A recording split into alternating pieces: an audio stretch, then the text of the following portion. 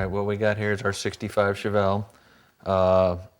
After we've sanded them down, we found plenty of rot on the doors. So what we're gonna do is we're gonna put an outer skin on the door. That way it eliminates all the rot. It's not gonna come back, because otherwise you could patch it, you're taking a good chance of it coming back. And it's a pain. You can probably skin the door faster than you can patch it. We're gonna eliminate the molding holes by doing this and any other damage. So hopefully we'll come out with a nice slick door skin, very minimal body filler in it. So it'll be a good steel panel again.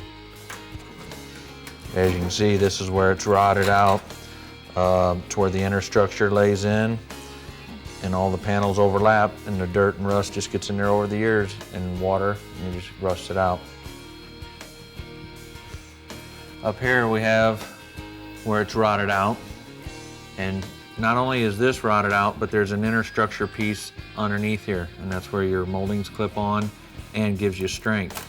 So you can hear it crunch, it's junk.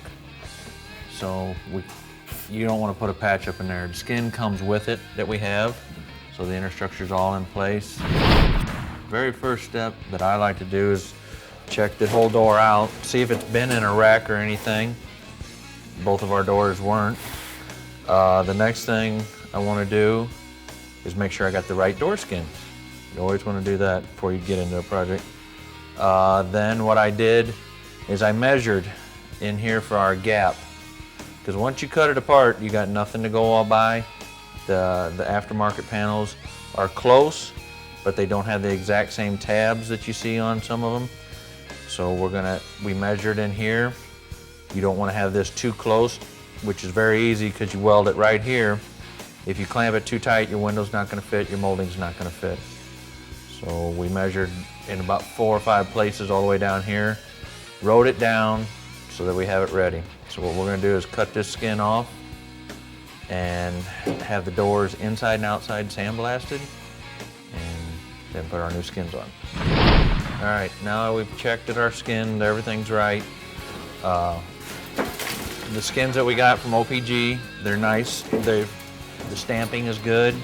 They have ample amount of area to bend over and flange. And what you're going to see in here is you can see the small indentations. Those are spot welds. Those have to come off eventually too. But what we're first going to do is we're going to take our 7-inch grinder and we're going to grind straight up and down on this edge. It's the thinnest part. And then the outer skin is going to separate from the door.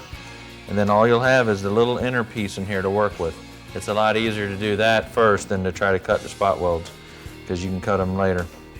What we'll do is we'll grind it all the way off, get rid of the door skin, and then I'll take a cutoff wheel, because you don't want to drill these, because you want to keep your shell as sound and solid as possible.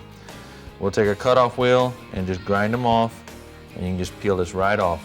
No pain, no strain. Some areas you'll find on these older cars, you'll find a spot of brass. This is put in here, you'll have to eliminate that too. And the brass has to be either replaced, or if you're going to MIG weld it, you have to get rid of all the brass. What we're going to use today to cut this off is a 7-inch grinder that we got from I&R with a 3M purple disc. I like the purple. They cut a lot longer, a lot faster. They're a little more expensive than the old green discs, but they last twice as long, if not longer. They save a lot of time, a lot of money, just because you don't have to replace the discs every time. This one here, probably you can cut 2 door skins off, no problem. Where a green one, maybe 1. Well, as you can see, as soon as you grind through, it cracks open. The skin separated from the flange, it's bent over. You don't want to keep grinding, because you're going to have problems. You're going to cut the door structure apart, or you're going to cut it down, and it's going to cause problems.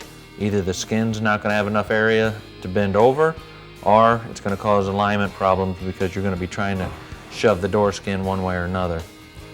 So you don't want to do that. You just want to grind it till it separates. Nice and easy like that. Shouldn't be any prying or nothing.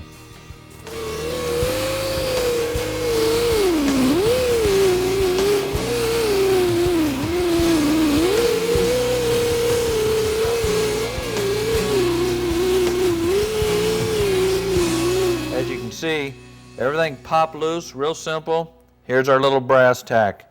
We have to cut that.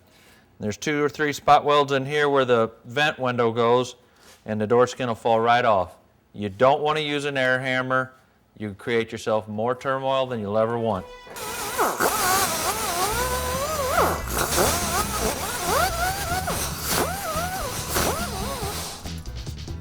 You always want to cut on your waste part, don't cut on your shell. It's just easier, you can always clean that up after the skin's out of the way. Inside here you can see where it's welded. There's about 3 spot welds in there. Once I cut them, the skin's gone.